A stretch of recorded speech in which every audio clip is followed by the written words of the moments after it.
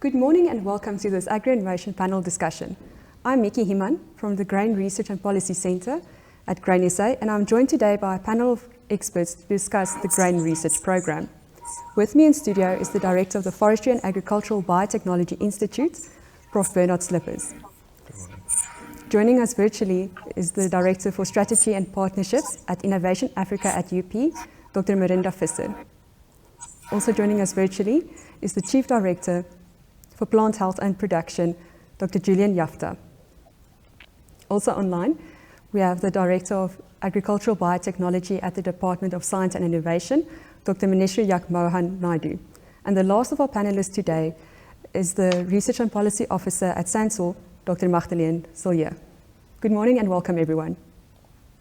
Good morning. Thank you, Miekie. Good morning. Good morning. To get us started, Marinda, can you maybe tell us what led to the establishment of the Grain Research Programme? Thanks, Miekie, for this question. The need for this particular centre or programme was because we needed solutions, and we needed solutions for crop production's problems, constraints that grain and oilseeds producers faced every day. And where we started a couple of years ago, Miekie, was with, from the different working groups, a lot of problems was always reported to the Grain and Oilseeds Programme. And from these problems, we had to get solutions. And we started by looking at what is capacities in South Africa across the different public and private institutions that can assist with solutions for crop production research. And part of that exercise led us to look at universities and what universities can bring to the table. And from this particular exercise, we've established over the years at Grain South Africa what we called research networks. And these research networks are national, and some of these networks is developed over the years into what we call research consortiums. And the different research consortiums have different themes that they specialize with. One will specialize on crop improvement, one on crop protection. There's another one focusing only on climate resilience, anything to do with the climate and the impact of climate on grain and oilseeds. And from this, a need emanated over time that some of these consortiums has grown, and now we need something in the order of a national program. And this is how the Grain Research Programme was established, and the recent launch that was very successful at University of Pretoria is a direct result of this seeking solutions to producers' problems. Thanks, Marinda. What would you describe as the high-level strategic objectives that this program aims to achieve? To build stronger institutional networks. And if one look at the key stakeholders involved in this particular initiative, it's government, industry, and universities. If we have stronger institutional networks, which results in stronger partnerships, and with stronger partnerships, we will be able, much faster to create solutions. And ultimately, it's about benefiting the producer on the ground. If we have these stronger partnerships, then we ultimately have long-term creating increased capacity for industry, for government, and obviously the university's got a big role to play in that. And with stronger and more capacity, we are in a position to provide more knowledge, more innovations to the very same producer that we're trying to give solutions to. And just as a follow-up to that, who are the intended beneficiaries of the Grain Research Programme? Beneficiaries are grain and oilseeds producers. Small, medium, large, it does not matter. The outcomes of the research program is to benefit all grain and oilseeds producers in South Africa. Thanks, Marinda. Bernard, who will be participating in the Grain Research Programme, and which disciplines will you be bringing together for this program? Thank you, Miekie. The Grain Research Programme has a home at FABI, the Forestry and Agricultural Biotechnology Institute. And there is critical mass in a broad range of disciplines at FABI, things like microbiology and plant pathology, entomology, chemical ecology, plant biology, plant breeding, genetics, genomics, and a range of other expertise. We're also increasingly linking expertise in fields such as sensor technology, data science, and so forth. And the Grain Research Program having a home at FABI unlocks this potential. It's important to say that we have a problem-orientated approach and not a discipline-specific approach. So we start with the problem and then link the relevant expertise to it. That expertise, if it is not in-house, we connect with internationally. And because we have a research home in FABI that is recognized as world-class and has critical mass, we have an ability to unlock potential and expertise on an international scale. Just earlier in the week, we launched 2 satellite labs, for example, in areas such as remote sensing of plant health and artificial intelligence in farming. So where we don't have expertise in-house, we link that expertise externally. And perhaps end off my answer by saying it's also not only expertise based at the University of Pretoria at FABI, but also expertise at other universities in South Africa. University of Free State, Northwest University, University of Stellenbosch, Rhodes University, and others are all involved in programs or projects linked to the Grain Research Program. Marinda explained that one of the key objectives of this program is to address the needs of producers.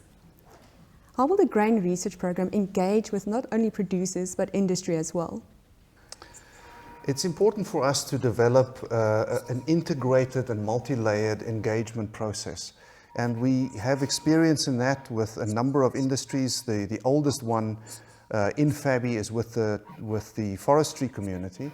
But where we have a multi-layered communication and engagement plan that stretches everything from a board that have senior representatives of all the relevant stakeholders, to working groups and the consortia that Marinda also referred to, engaging at that level with the stakeholders is important. But it's also critical for us to be in touch with the producers themselves, with the farmers on the ground. So an extension program is also linked to the Grain Research Program, where we engage with the farmers on the ground. And finally then also make extensive use of electronic communication and the media to communicate what we do. And are there any services or benefits that the program is currently delivering to its various stakeholders? When we started with the program, with Grain SA in particular, they asked us to develop a diagnostic clinic. And I think today with COVID-19, we all understand the importance of accurate diagnosis. And that was foreseen already 2 years ago. And that diagnostic clinic is in place and working and available to producers to send samples of pests and diseases to have it accurately identified and feedback given. With SANSO, we're also developing a program to rear key insects so that we can study things like buildup of resistance in insect populations to the genetics that's planted out in the field. And finally, I'll say that we have extensive experience and offer services in things like the development of specialized databases, culture collections, and all these kinds of services that underpin a strong and internationally relevant research program. Magdeleen, seed companies mostly conduct their research in-house. What can the Grain Research Program offer the seed industry? I think it's important to know that the seed industry is a very important starting point in the value chain of agriculture. And SANSOR, the South African National Seed Organization, has more than 80 seed companies which are our members. So only some of these companies are able to do research in-house. It depends on their size and the capacity that they have. Various companies do not have the capacity to do any research in-house due to the fact that they're still very small companies. We also have only a few breeding companies in South Africa. And I really think this program can enhance or empower different companies, especially South African companies, to continue their breeding programs and really see how they can contribute to making new varieties available for our farmers in the industry. Every company wants to ensure that they can produce the best seed, and not all research that is currently done by companies actually address these problems. So the companies that do their own research can only do a bit of research on plant pathology, and most of them focus on breeding and environmental stress. But there's lots of other research and innovations that has to be taken into account. And this can really take the South African industry as well as the global industry forward. And I think how this program can also help various companies is the fact that they will still be able to do confidential research in this program, where the university can help them with capacity which they might not have.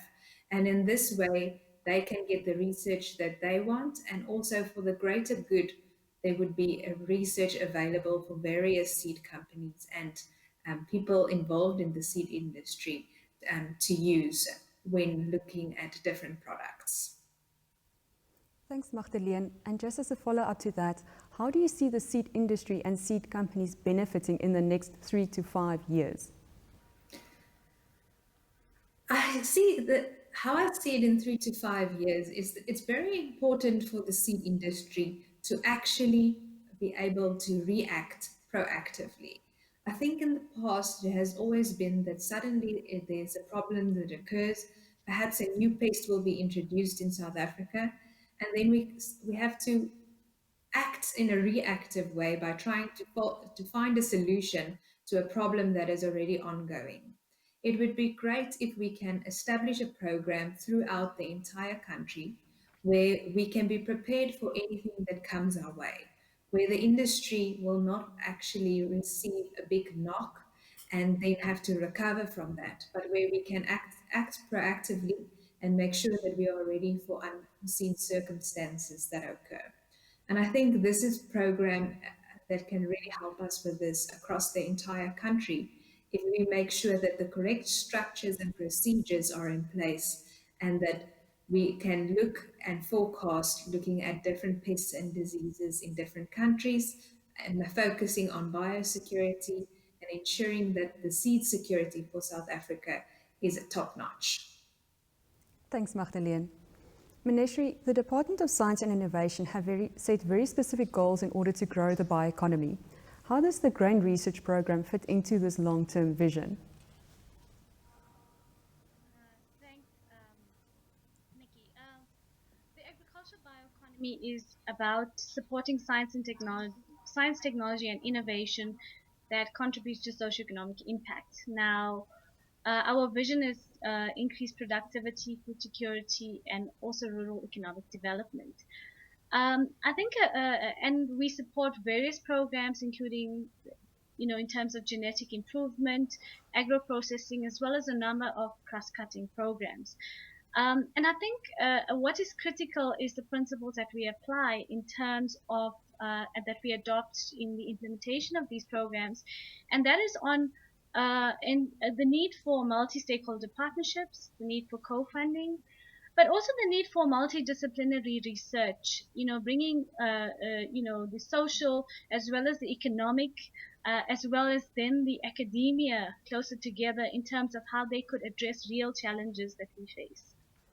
Our goals are in terms of increasing productivity. I've mentioned the need to increase genetic gains, but also it's about dealing with pest and disease resistance, ensuring that we are able to put in place early warning systems, that we can support trade, and also look at ensuring that we look at import substitution, increasing GDP gains, and also ensuring that farmers have increased incomes, and in order to be sustainable in the long term.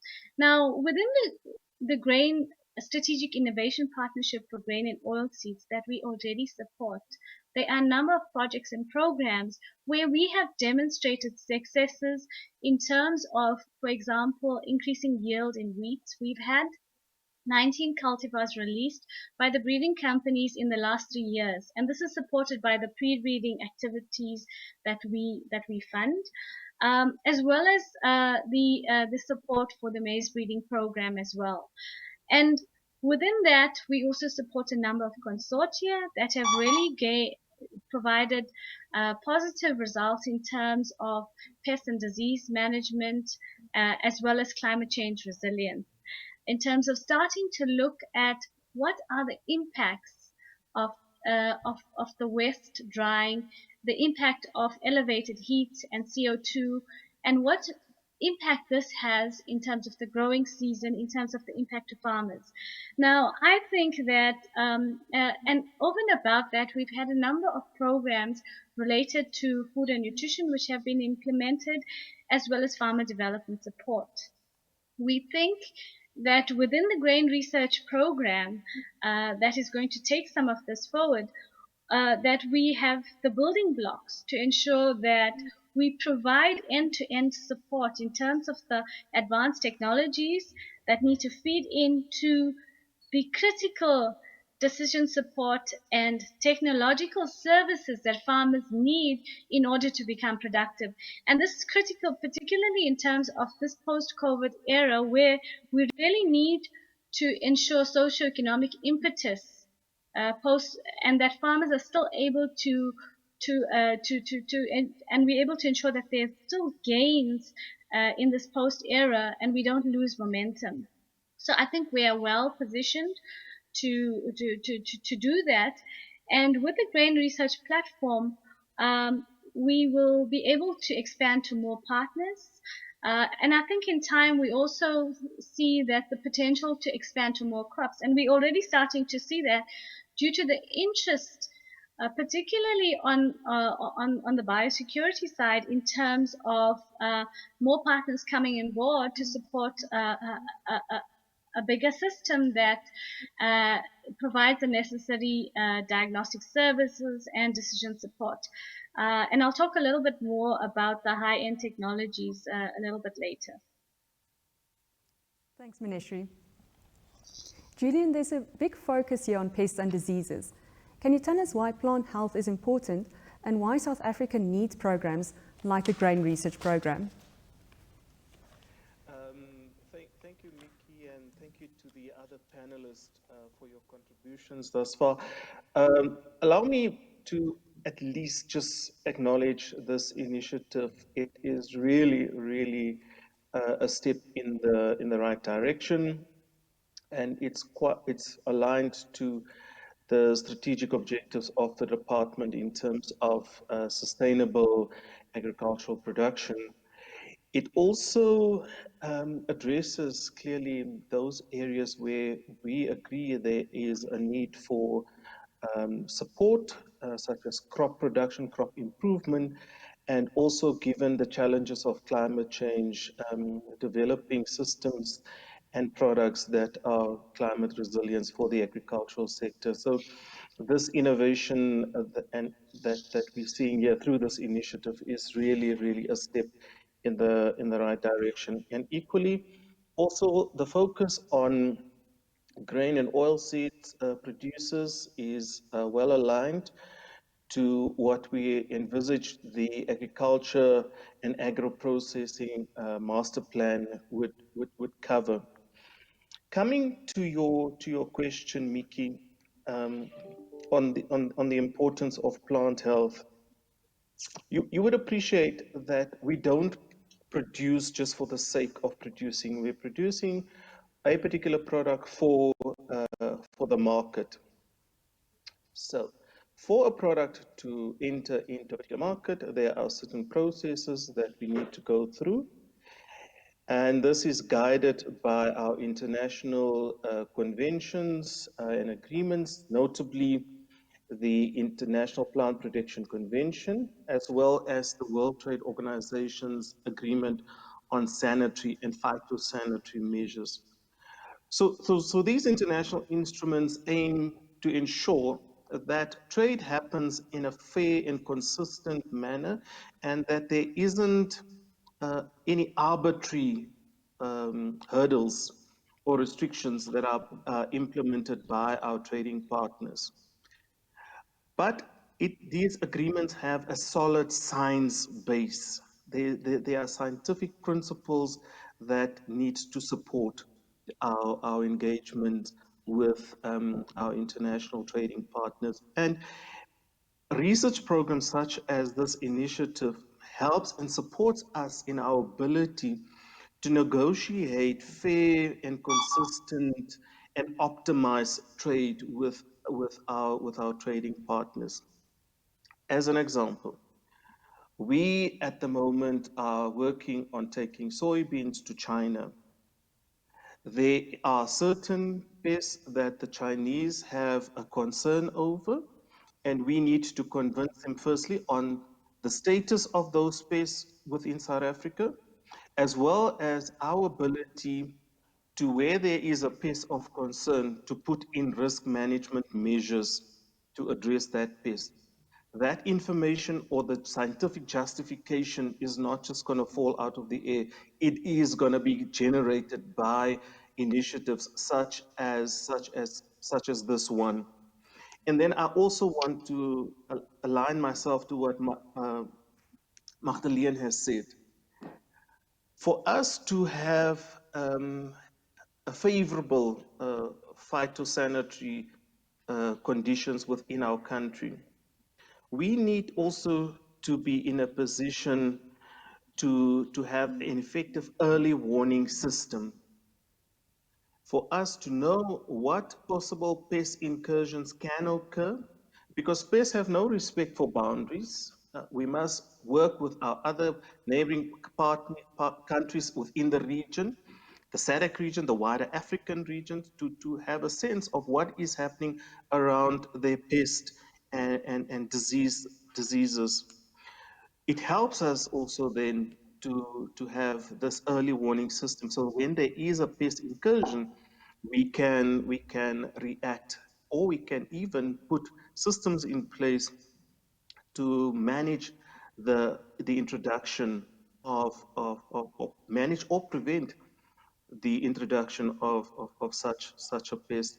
And this you will not do if you don't have the scientific basis as to what is the epidemiology of the pest, what are the areas where the pest occurs, what type of appropriate intervention you need to put in place to manage a possible pest incursion. So there's no way that trade can happen in the absence of the science that this initiative will bring to the table. Thank you. Thanks, Julian. And that links very strongly to what we're experiencing now in terms of biosecurity with this COVID-19 pandemic. So there's a possibility that a new disease or pest can enter the country and attack a crop that's of importance both for economic activity and food security. In addition to what you've said, are there any lessons that the grain research program in particular can implement? I think one of the important issues or elements that has also been referred to by Bernard is this issue around critical mass and the linkages between different institutions, because you will not find all of the expertise located in one area. Government, obviously, we have the responsibility to create the policy environment to ensure that scientific research and development can happen. We believe that you should, the issue around the partnerships are important. There is this approach in government where we recognize the importance of public-private partnerships, and this is already what we are seeing. Also equally important is that your focus is also on bringing innovation to all categories of producers. It is important as we develop technologies, for those technologies to be locally adapted so that our producers can adopt those technologies. And these are the things that are already can sense and see from your initiative. So there is still work, obviously, for us, Maneshree and myself, as the government partners in this initiative, to see how can we further unlock opportunities to support this initiative, because some of those opportunities are not just going to be located locally. There is the international dimension that we can also bring to this initiative. Thank you. Thanks, Julian. Maneshree, I'd like to get back to you. DSI has placed a particular focus on innovation, and this comes through with the overarching goal of the decadal plan, which is to increase the contribution of the national system of innovation to achieve South Africa's national objectives. How does DSI plan to approach this? Thanks for the question, Miekie. It is true that innovation is now placed at the center in terms of its potential to drive growth, but also in terms of sustainability, especially in the agricultural sector. I think this is critical. And this goal is in line with the NDP and also the Sustainable Development Goals. The new white paper, excuse me, for science, technology and innovation emphasizes the core principles of inclusivity, transformation and partnerships, and to foster a national system of innovation in which creativity, learning and entrepreneurship can flourish. And you can imagine that is quite a tall order, and that is really taking the approach to ensure that we have an all-encompassing drive to ensure that we make a difference, particularly in terms of the challenges we face. That innovation can play a transformative role in society to support socioeconomic progress, to support social justice, and also environmental sustainability. Now, the decadal plan is still being developed, and it follows from the Miekie Foresight report. And much of the focus will be on areas that ensure that science, technology, and innovation is targeted at improving service delivery, and there's quite a number of in terms of increasing efficiency and effectiveness of service delivery opportunities, but also the STI to drive economic competitiveness. And there's a strong focus on supporting and modernizing productive sectors of the economy. That is specifically agriculture, mining, manufacturing, as well as energy. Now, the high-level priorities or the missions are still being developed, but and these will definitely, and this is our feeling, it will have to be, given the drive, it will have to be addressed at the current challenges such as climate change, nutrition, health technologies, but also high-end technologies. And Julian mentioned that there is a strong need for supporting high-end technology, specifically in agriculture, in terms of precision agriculture, smart agriculture, as well as digital agriculture. Now, while we are developing these cutting-edge technologies, we also need to ensure that we support policies that allow us to acquire and deploy technologies as well. So that means international partnerships that Julian mentioned are thus critical for that. So I think it will, and I just want to focus a little bit on the need for smart precision and digital agriculture. I think, and this is where multidisciplinary research also comes into play. We do need cutting edge technologies. We need ICT and precision agriculture technologies to drive change, to make a difference in terms of the application of those technologies.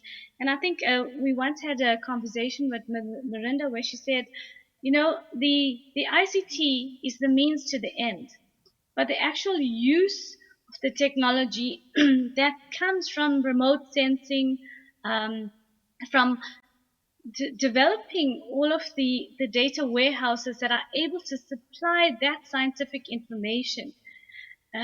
That information overlying that will be provided by programs such as the Grain Research Program will be critical in driving change, in driving increased productivity, in supporting farmers to use the technologies effectively. So I think on the one hand, we need to develop these technologies, and we need to ensure that we populate it with the best scientific information and the the necessary tools such as AI and predictive modeling that are the fourth industrial revolution technologies that will make a difference will only be possible by providing the sufficient mechanisms to deploy it, to make it accessible, to make sure that it is used.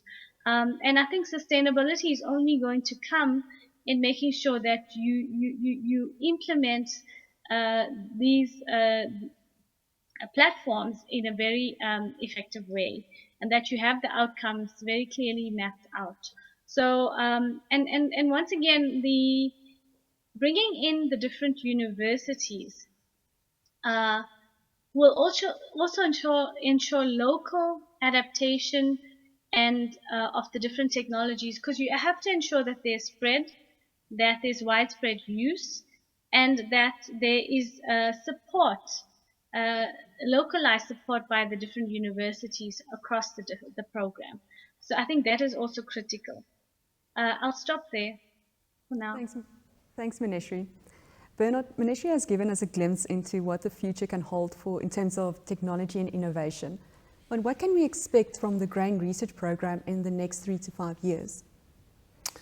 Yeah, it's exciting for me to listen to all the panelists and think about who they represent, from industry to producers to government, who are really taking hands to build the platforms that we need to be predictive, to be preemptive in our responses, and to provide a world-class, really the best service that we can find anywhere in the world to our grain industry. And that is what we would like to see in the next 3 to 5 years. Because the Grain Research Program has a home in a world-class institute that has capacity, there is already world-class services that are delivered. There are already world-class research programs that are grown. And over the next 3 to 5 years, we would like to grow that capacity, grow that critical mass, so that the Grain Research Program become a genuinely trusted partner for everybody represented in this panel, from the industries to the producers to the government, to support the development of our country, support the development of this industry, and support our producers. Thanks, Bernard. Magdeleen, I would like to address the last question to you. Capacity building is a strong theme that runs throughout this program. In South Africa, we have certain skills that are regarded as scarce. What would you say those skills are, and how can a program like the Grain Research Program build capacity for industry?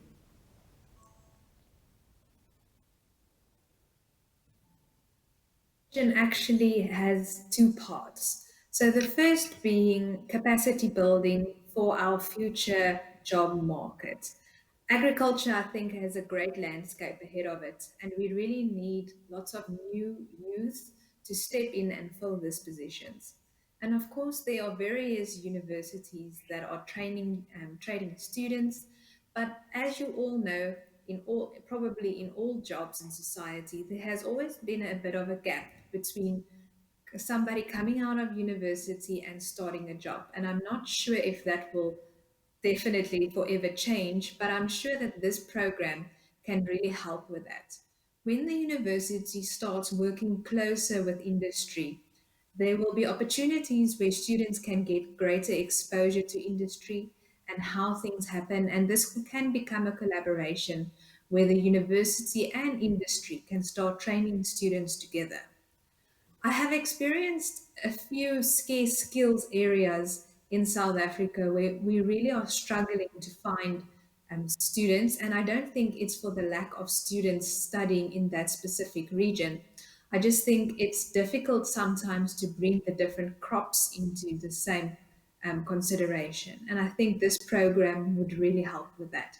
And that is skills like, of course, plant breeding, plant pathology, even and of foremost just normal agronomists, and in other fields you will go into a horticulturalist and crop scientist. And it's also very important to think that there is maybe other skills that are needed. And these skills is something that can maybe be added to a program like this. It doesn't necessarily have to be the core center of what a student learns at university. And that is skills like marketing and business ethics and project management.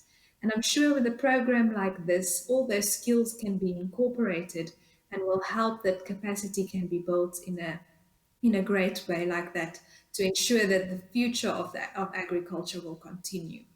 Another big way in which this program is contributing to capacity building is actually capacitating researchers and research groups. It's always difficult if you suddenly have a problem, as Julian explained, where you now have to do research regarding a certain disease, and it's really difficult to find a specific promoter or study leader that can lead this project. It would be a great way so that capacity can be built around teams and not exactly around a person. So if that person decides to leave their job, leave the university, there will still be various teams that can take over and make sure that this project keeps running and keeps running in the correct direction. This will also help us to find researchers to work on projects that are industry related a lot easier. And of course, the students that will come out of these research projects will have the same capacity and will be able to keep on filling those gaps. And this will help us that we don't have to start this whole program from scratch in 5 years, but that we can just keep on using that capacity and building on that. Thank you, Miekie. Thanks, Magdeleen. And Marinda, just to end us off, what would you say does the grain research program mean to producers? Miekie, as most of the panelists also elaborated now, increased capacity will translate in more applied knowledge being generated that producers can take up and use. That knowledge can also translate in terms of, Magdeleen was just making the point, in terms of increased skilled capacity that can be used by either government or industry. So all this spells good news for producers in the end. But to get there, we need so much more investment. Investment coming from government, investment coming from industry, and also co-funding from universities to strengthen this national grain research program to get to those benefits to the for producers. Thanks, Miekie. Thanks, Marinda. And thank you to all of our panelists today. This grain research program has really been made possible by the cooperation between government, industry, and research institutes. This grain research program also forms a base for increased engagement between academia and grain stakeholders to support the agricultural industry through research and innovation. I'd like to thank all of you for joining us today. And again, thank you to our panelists and making your time available. Enjoy the rest of the NAMPO virtual show. Thank you.